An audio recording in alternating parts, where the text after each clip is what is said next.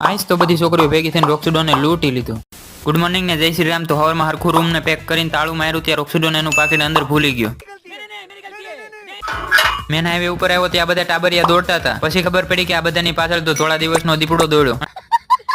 થોડું ખાયલા ત્યાં થાકી ગયા એટલે બે ગયા BMW માં. મિત્રો આજ તો મારા મોઢા ઉપર પ્લાસ્ટિક સર્જરી કરાવવાની છે. મગર ક્યું પોગી ગયા માણસા ને આવી ગયા આપડા પાર્સલ વાળા ભાઈ. કુછ ભી સોરી આ તો આપણો ભેરું યુવી જ છે. જે હવારમાં એક ફોન કર્યો તે આપણું પાર્સલ લઈને આવી ગયો. હવે આવ્યો છે તો એમને થોડા જવા દેવું એટલે હું રોક્સિડોન બેહી ગયા ની મેના રાણી ઉપર. હારવાલો મારું કામ થઈ ગયો, સીધો ઘરે જાજે.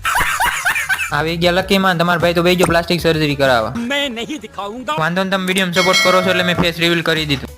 10 રૂપિયા મેપ્રોન ની ઇસ્ત્રી કરાવી ત્યાં કાવડિયા પૂરા થઈ ગયા. તો આવી ગયા ATM માં. બે નોટ ઉપાડીને ત્યાંથી આવી ગયા બજારમાં. ત્યાંથી એક કાળું માસ્ક ઠપકારી લીધું. હાલો કમેન્ટ કરીને કહેજો કે માસ્ક હું લેવા પહેર્યું છે. પરશુરામ ભગવાનના દર્શન કરીને કરી લીધો નાસ્તો. ગામમાં ભેગા તે નાની છોકરી બધી રસ્તામાં મળી ગઈ. કેમ કે ગોરમાનું વ્રત આવે છે એટલે કાવડિયાની ઉઘરાણી કરવા. અને રોક્સિડોને 20 રૂપિયા આપીને બધાને ખુશ કરી